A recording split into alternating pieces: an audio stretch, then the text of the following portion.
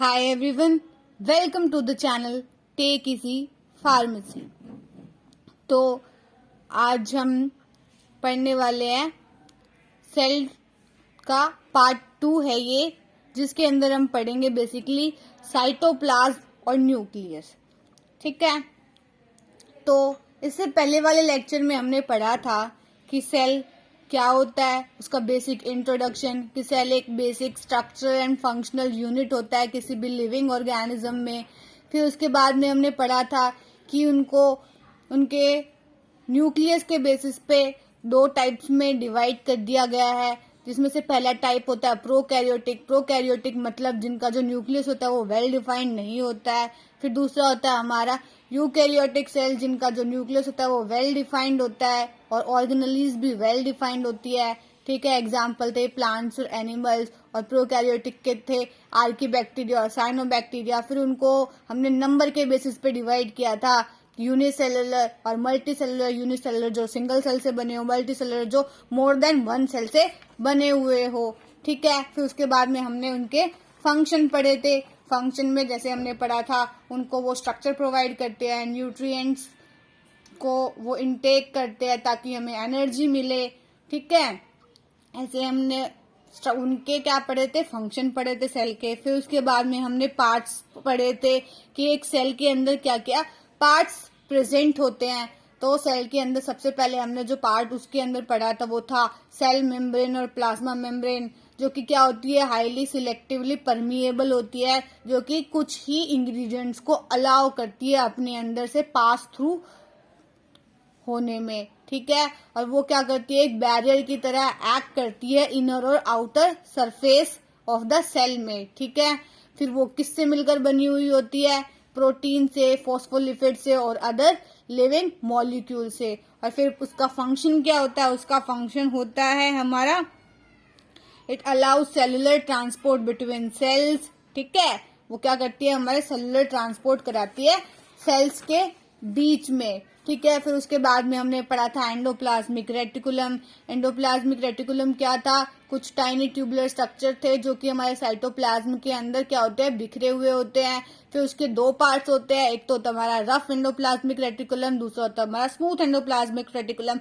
Rough endoplasmic reticulum वो reticulum होता है जिसके सरफेस पे क्या होता है, राइबोसोम अटैच होते हैं, जो कि प्रोटीन सिंथेसिस के अंदर हेल्प करता है। और हमारा जो स्मूथ एंडोप्लाज्मिक रेटिकुलम क्या होता है, वो उसके जो सरफेस होती है उसके अंदर क्या होते हैं, हमारे ये राइबोसोम अटैच नहीं होते हैं। ठीक है, तो राइबोसोम अटैच नहीं होते और वो किसके हेल्प में, मतलब किसकी सिंथेसिस में हेल्प करते हैं, वो हेल्प करते हैं हमारे स्टेरॉयडल हार्मोन्स और लिपिड सिंथेसिस में हेल्प करते हैं।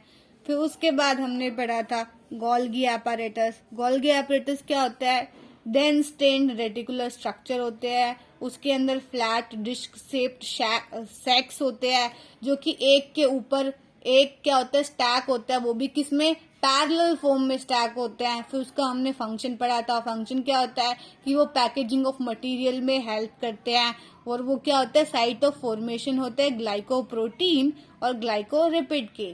ठीक है, फिर उसके बाद में हमने पढ़ा था राइबोसोम्स। राइबोसोम्स क्या होते हैं, कंपोज्ड ऑफ आरएनए और प्रोटीन, मतलब कि वो आरएनए और प्रोटीन से मिलकर बने हुए होते हैं।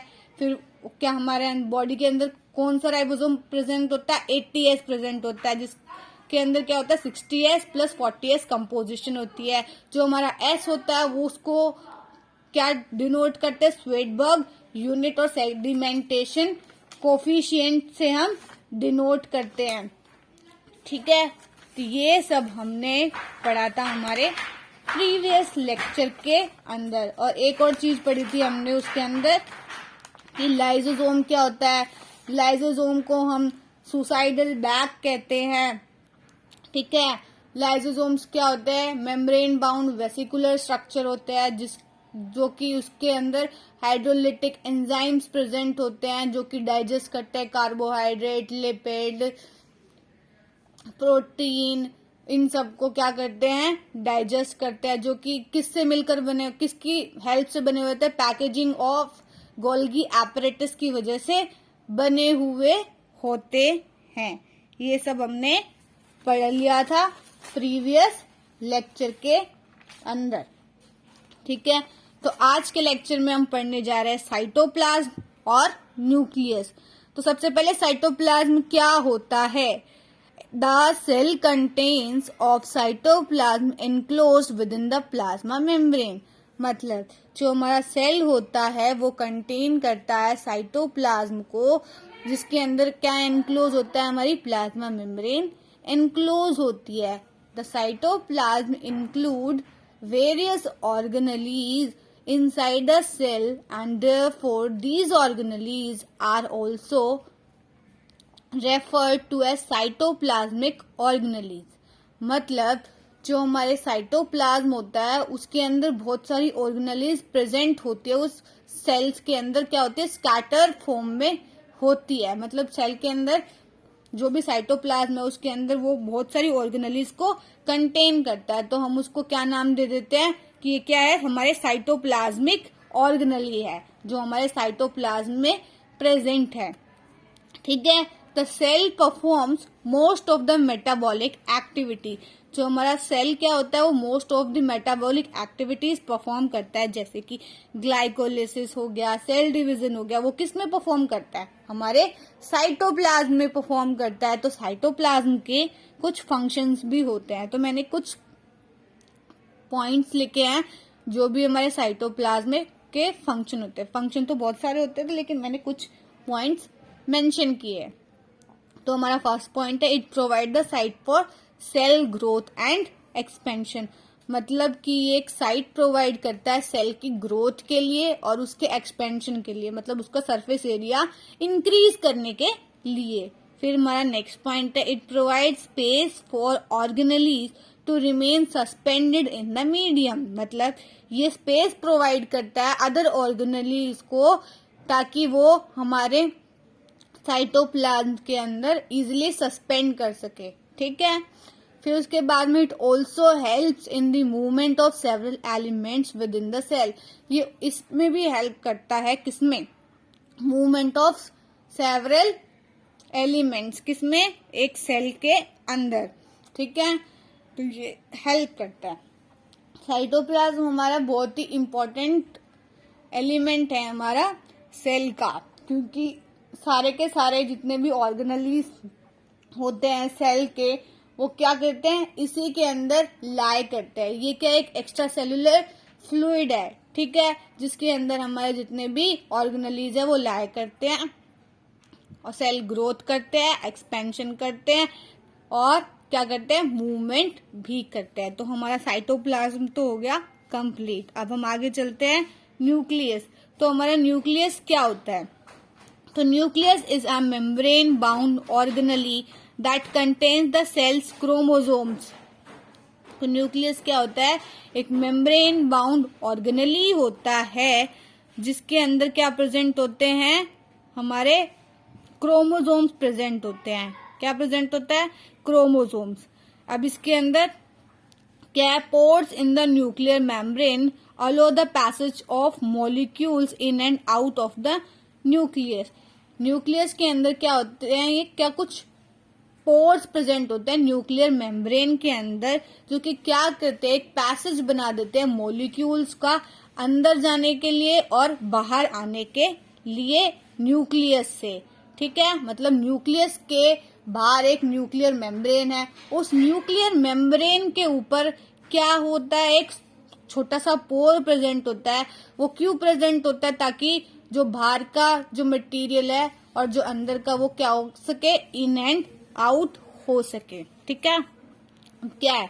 It is the main part of the cell. ये क्या होता है? Main part of the cell होता है। ठीक है, which controls the activity of the cell, जो कि हमारी सेल की एक्टिविटी को कंट्रोल करता है। It act as to determine the genetic code sequence of amino acids and protein. तो ये क्या करता है? हमारे बेसिक एक्टिविटीज को चेक करता है। ये हमारे जेनेटिक कोड को भी डिटरमाइन करता है, अमीनो एसिड को। तो ये क्या करते हैं? अमीनो एसिड्स और प्रोटीन को डिटरमाइन करते हैं, उनके सीक्वेंस, जेनेटिक कोड जितना भी होता है वो सब किस में बनता है? हमारा न्यूक्लियस के अंदर बनता है। ठीक है, it primarily serves as the information centre of the cell. जितनी भी इंफॉर्मेशन होती है सेल की वो सब क्या होती है, यहीं पे आके गैदर होती है। ठीक है, फिर उसके बाद में क्या लिखा है हमने, structure present in the nucleus are. जो भी हमारे स्ट्रक्चर प्रेजेंट होते हैं न्यूक्लियस के अंदर उनके नाम है। सबसे पहला हमने लिखा हुआ है यहाँ पे न्यूक्लियर एनवलप, न्यूक्लियर एनवलप। ठीक है, फिर होता है हमारा न्यूक्लियोप्लाज्म। जैसे कि साइटोप्लाज्म होता है सेल का, वैसे ही न्यूक्लियस के अंदर खुद का एक प्लाज्म होता है जिसको हम जानते हैं न्यूक्लियोप्लाज्म के नाम से। क्या होता है, फिर है क्रोमेटिन मटेरियल। क्रोमेटिन मटेरियल मतलब थ्रेड लाइक स्ट्रक्चर होता है जो कि कंडेंस फॉर्म में होता है, जो कि हमारे जेनेटिक इंफॉर्मेशन को कैरी करते हैं। ये भी क्या है, फिर है हमारा न्यूक्लियर मेम्ब्रेन। जैसे कि सेल के अंदर प्रेजेंट होती है सेल और प्लाज्मा मेम्ब्रेन, वैसे ही न्यूक्लियस के पास खुद की न्यूक्लियर मेम्ब्रेन प्रेजेंट होती है। फिर होता है न्यूक्लियोलस, न्यूक्लियोलस। फिर उसके बाद में होता है क्रोमोसोम। ठीक है, क्रोमोसोम के अंदर भी हमारे थ्रेड लाइक स्ट्रक्चर होता है, वो कंडेंस फॉर्म में होते हैं। फिर उसके बाद में ये भी क्या करता है, हमारे जेनेटिक इंफॉर्मेशन को कैरी करने के अंदर हेल्प करते हैं। तो ये थे हमारे कुछ पार्ट्स न्यूक्लियस के। ठीक है, न्यूक्लियस भी एक अच्छा क्वेश्चन है जो कि पेपर में एग्जाम में अच्छे से आ सकता है एक्सप्लेन करने के लिए। फिर है हमारा फंक्शन ऑफ न्यूक्लियस, के न्यूक्लियस के फंक्शन क्या क्या होते हैं।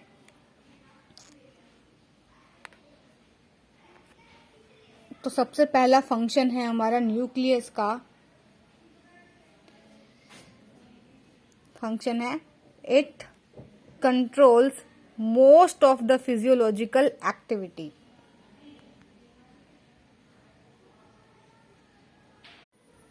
तो ये क्या करता है, कंट्रोल करता है हमारे most of the physiological activity of the cell. तो ये क्या है, हमारे फंक्शन ऑफ द न्यूक्लियस। तो ये हमारे physiological activity of the cell को क्या करता है, कंट्रोल करता है। It has direct involvement in reproduction और सेल डिवीजन। मतलब इसका डायरेक्ट इन्वॉल्वमेंट है किसमें, रिप्रोडक्शन और सेल डिवीजन में। ठीक है, it function to encode all the genetic material information that carries the hereditary characteristic in living organism. तो ये क्या करता है, इसका जो फंक्शन होता है कि ये एनकोड करता है जेनेटिक मटेरियल को और कैरी करता है hereditary characteristic in living organism. जो भी हमारे हेरिडिटरी कैरेक्टरिस्टिक होते हैं जो कि पास होते हैं जनरेशन टू जनरेशन। 50% जो हमारे कैरेक्टरिस्टिक होते हैं वो हमारे हेरिडिटरी कैरेक्टरिस्टिक पास होते हैं एक न्यूबॉर्न बेबी में, और 50% न्यू होते हैं रिकॉम्बिनेंट। ठीक है, ये होते हैं हमारे फंक्शन ऑफ न्यूक्लियस। तो हमारा चैप्टर हो गया फिनिश, सेल कंप्लीट। और एक चीज मैं आपको बताना भूल गई थी जो हमने प्रीवियस लेक्चर में पढ़ी थी, वो है हमारा माइटोकॉन्ड्रिया। तो हमारा माइटोकॉन्ड्रिया क्या होता है, सबसे पहले तो ये सॉसेज शेप होता है। इसको हम power house of the cell कहते हैं क्योंकि ये एटीपी सिंथेसिस करता है और ये हमारी सेल को एनर्जी प्रोवाइड करता है। ठीक है, if you like the video please hit the like button and please share, subscribe to our YouTube channel.